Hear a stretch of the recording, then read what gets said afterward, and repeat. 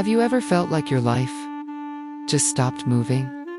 Not ended, not failed, just paused. Like everyone else kept walking forward. But you were standing on the same spot, watching their backs disappear into the distance. You wake up in the morning, you follow the same routine. You eat the same breakfast. You sit in the same chair. You talk to the same people. You sleep at the same time.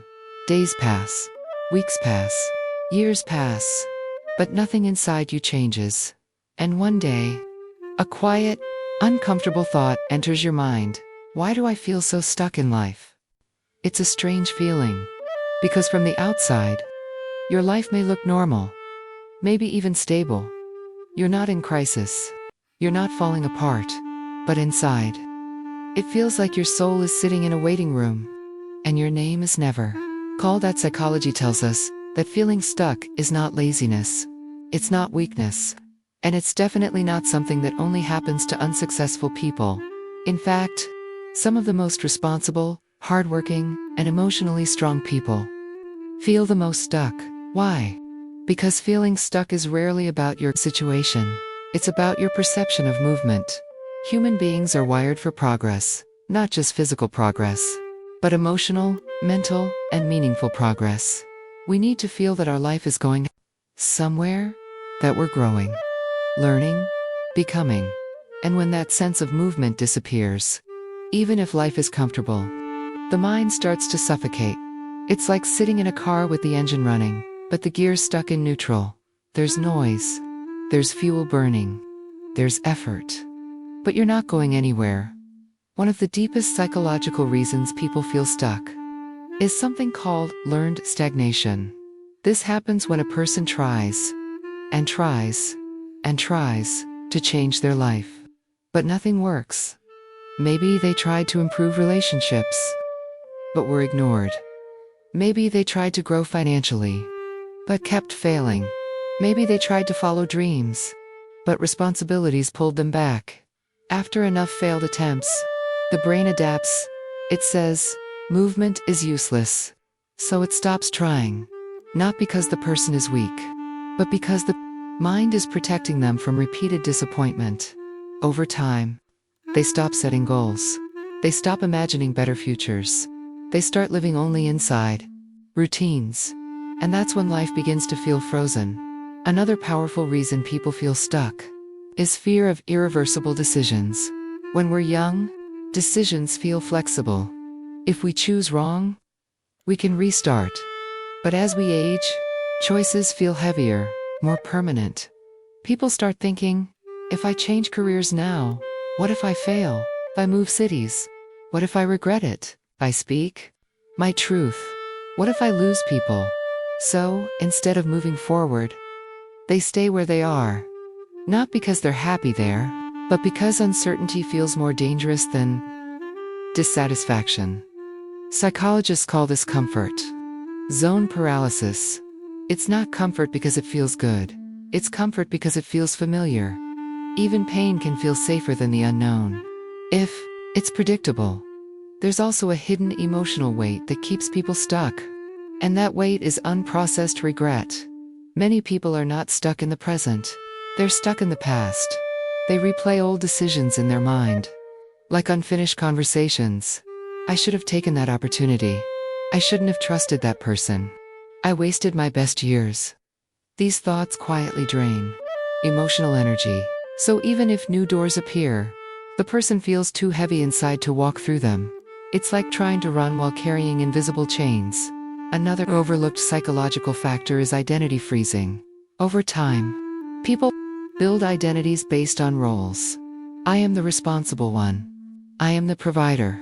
I am the one who sacrifices. These identities become psychological cages.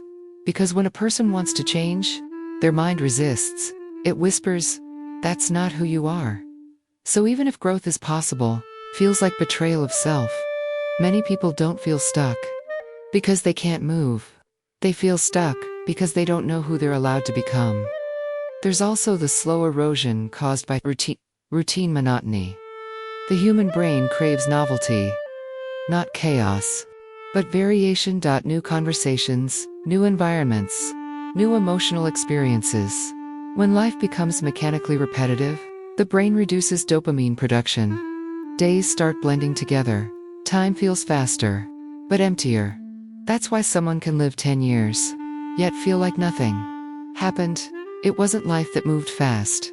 It was life that stopped feeling alive. Social comparison adds another psychological trap. Today, people don't measure progress by inner growth. They measure it by external timelines.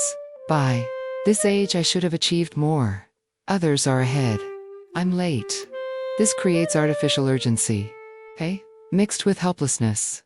Because life is not a racetrack. But society makes it feel like one. So, people feel stuck, not because they're behind, but because they're measuring themselves using someone else's clock. There's also emotional burnout, which is often mistaken for being stuck. When a person carries responsibilities for too long, without emotional renewal, the mind shuts down ambition to conserve energy. Dreams start feeling exhausting instead of exciting. Even opportunities feel like burdens. So the person says, I feel stuck. But in reality, they're emotionally depleted. Rest, not change, is what they need first. One of the deepest psychological truths is this: people feel most stuck when their life stops reflecting their inner self. When what they do daily has no connection to who they are internally. You can be financially stable, socially respected, and still feel psychologically trapped. Because the soul measures fulfillment differently than society does. It asks questions like, do I feel meaningful? Do I feel expressed? Do I feel alive? If the answer is no, stagnation begins. To grow quietly, there's also fear of judgment, which freezes movement. Many people know exactly what change they need. They know the conversations they must have, the risks they must take, the boundaries they must set. But they imagine people's reactions, disapproval, criticism, rejection. So they stay silent and stuck. Because psychologically, social pain activates the same brain regions as physical pain. The brain. Rejection feels like injury, so it chooses safety over authenticity. Another hidden reason is decision fatigue. After decades of making sacrifices, solving problems, and carrying others, some people lose the mental energy to redesign their own life. They can decide for everyone else, but not for themselves. So they stay where they are, not out of choice, but out of exhaustion. And then there's grief. Not always grief from losing people, but grief from losing versions of life that never happened, the career that never began, the love that never returned, the talents that were never used. This silent grief creates emotional paralysis, because moving forward feels like accepting that those alternate lives are gone forever. So the person lingers psychologically between what is and what could have been. But here's the most important psychological shift. Feeling stuck is not a life sentence. It's a signal, a psychological alarm. It appears when your inner world is asking for movement, even if your outer world looks stable. The feeling itself is evidence that your mind still desires growth. Truly stuck people don't feel stuck. They feel nothing.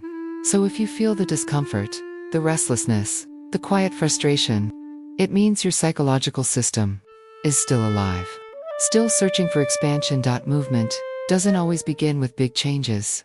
Psychology shows that micro-movement breaks stagnation first. Small decisions, tiny risks, new routines.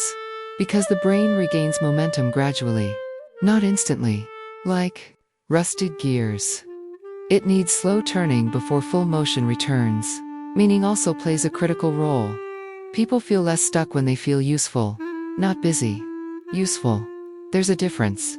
Busyness exhausts. Usefulness energizes.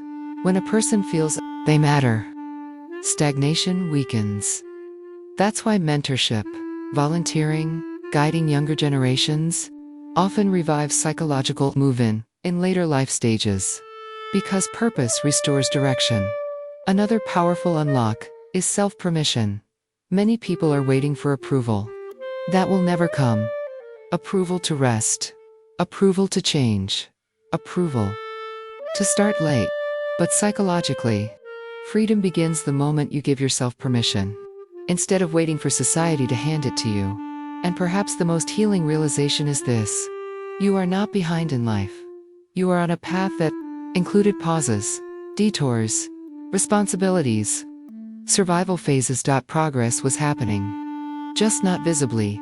Roots grow underground before trees rise above soil. So if you feel stuck, it may not mean life stopped. It may mean life was growing in places you couldn't see. Your patience, your endurance, your emotional depth, your wisdom about people, pain, and reality. These are movements too, just invisible ones. And sometimes, the people who feel most stuck are actually standing at the edge of their next transformation. Because stagnation often appears right before psychological rebirth.